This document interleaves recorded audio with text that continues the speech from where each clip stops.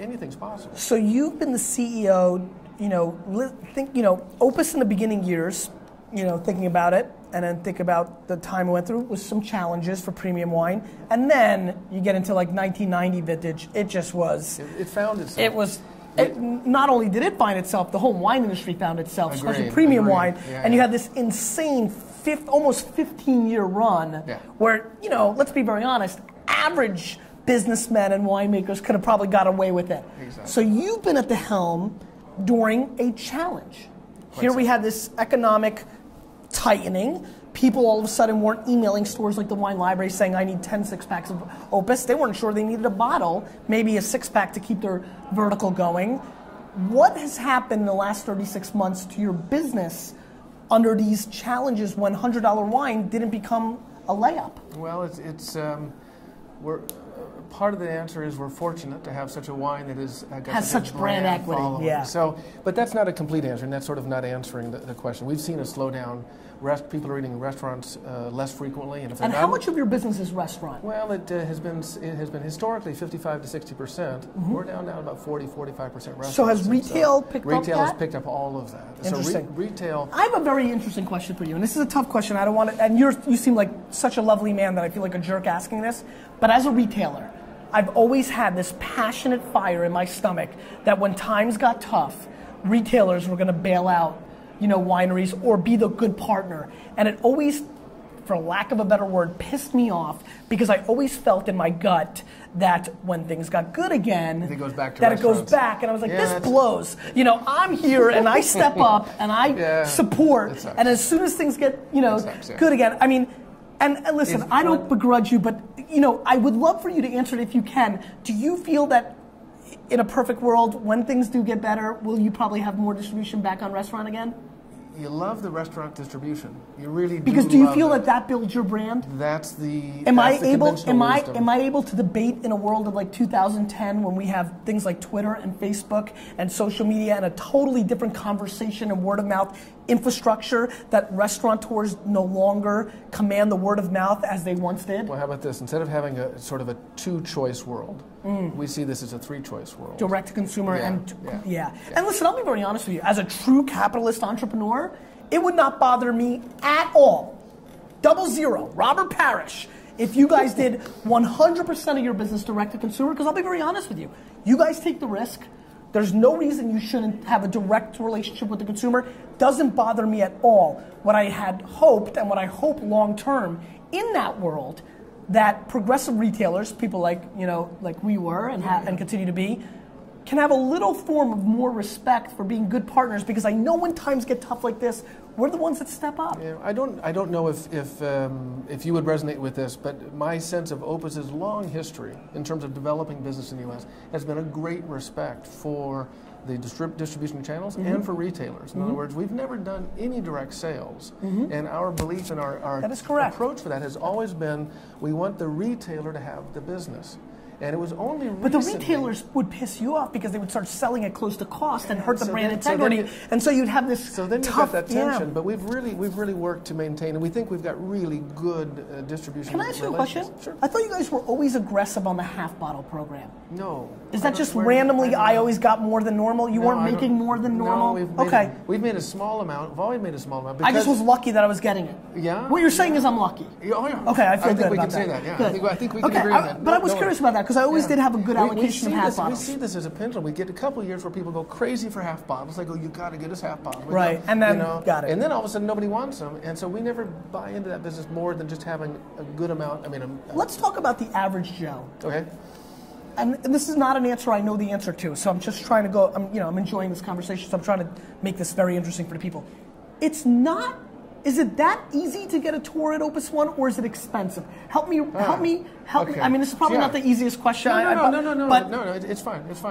We had, I'll tell you what we did. Help me. So we're blessed with lots of people wanting to visit. clearly probably everybody.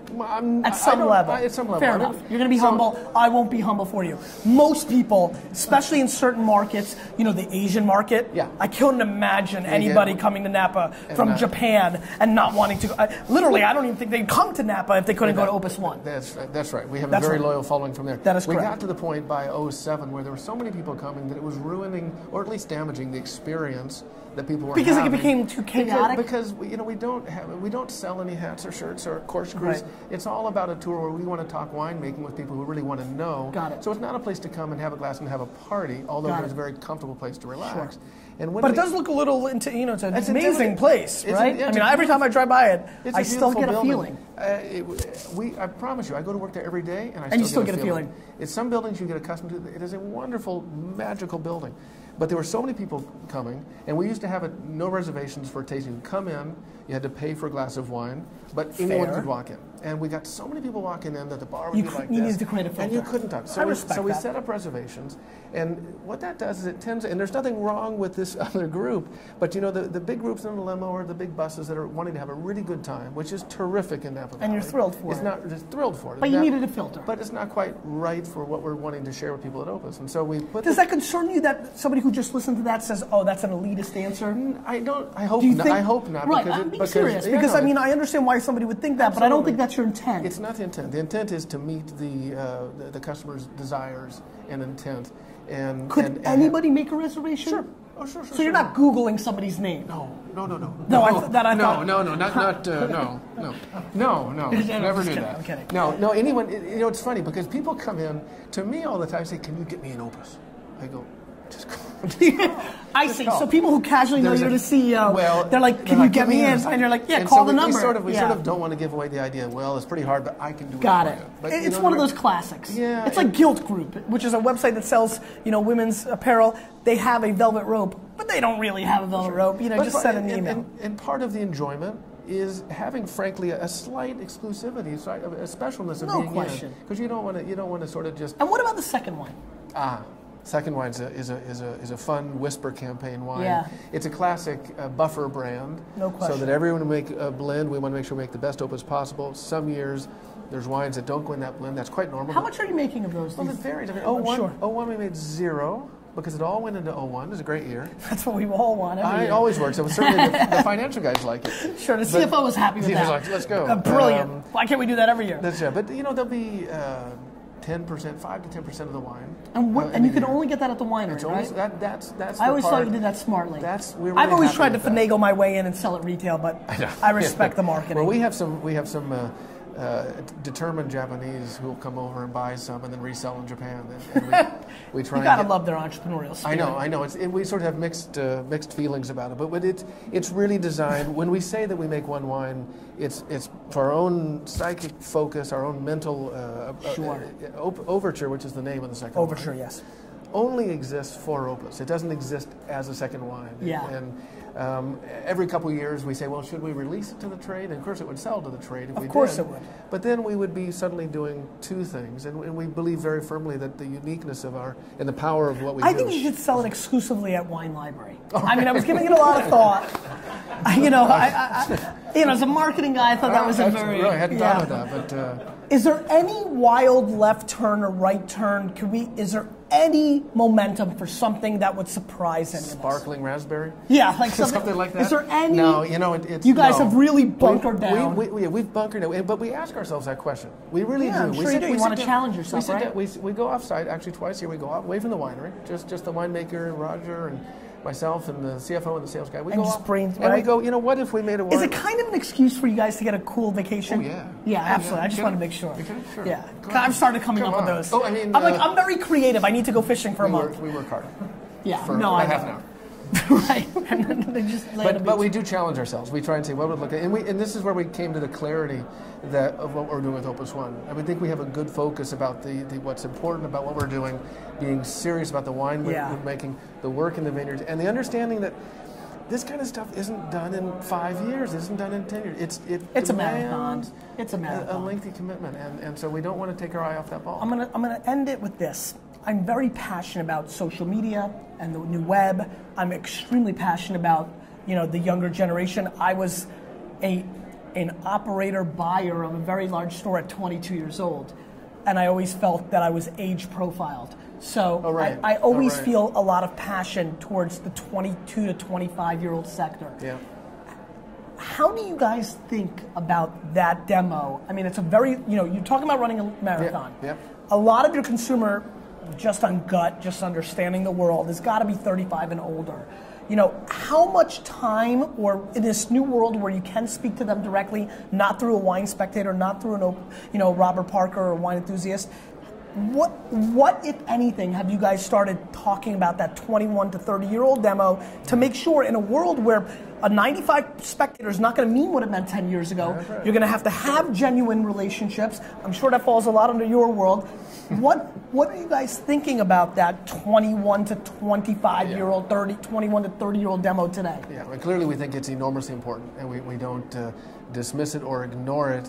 We try and embrace it, and that's why we're here today. It's what we believe that people have come to be able to build relationships through internet. In fact, the 21 to 30-year-old age group is all about that. And so we're looking to reach out to them through that channel and understand how we can do this in a way that's appropriate and in keeping with us. Within the brand of what you are. We do things where, sort of more obvious things, we'll go to MBA schools and speak to graduating MBA classes and talk to them about wine and food and culture. We learned, Roger has spent years at Robert Mondavi also before coming to Opus, and frankly we learned from Robert Mondavi himself. And Robert Mondavi was just simply about relationships. And this man didn't sell, he just built relationships. And when you know that, when you've experienced that, that's all you want to do. You understand that DNA and culture. I mean, I had a conversation recently and said I didn't really know who was necessarily running the Opus One project, but I said if they bring the DNA that made the Mondavi brand relevant, they will be so obnoxiously successful in this new world, because if Robert Mondavi was building his business in this generation, he would have been exponentially bigger. Because of the power. What I believe and what I've done for my brand and my world with being one-on-one, well, we can scale it. Poor Bob had to take trains and go to Chicago. I sit in my underpants at 3 o'clock in the morning and build that relationship. Do you know how many people come up to me and say, I remember the day I met Robert Mondavi? I believe that. They like that. And so I think it's remarkable, and we've really embraced this idea that people are reaching out through social media and the internet. And that, for us, supplements the person-to-person. Yeah. The wine to me has to be person-to-person, but the idea that messages can be spread and relations can be created through this network is remarkable. Last thing, because I don't want to let you go because I'm having fun. Any prayer of a white or sparkling wine ever? There's always a prayer, but not in the near future. No, I think that you're not going to see that in the near future. I think that we really are very intensely, passionately focused on our one red wine. Well, I appreciate that. Thank you. It's a pleasure. Thanks for joining me. Thank you.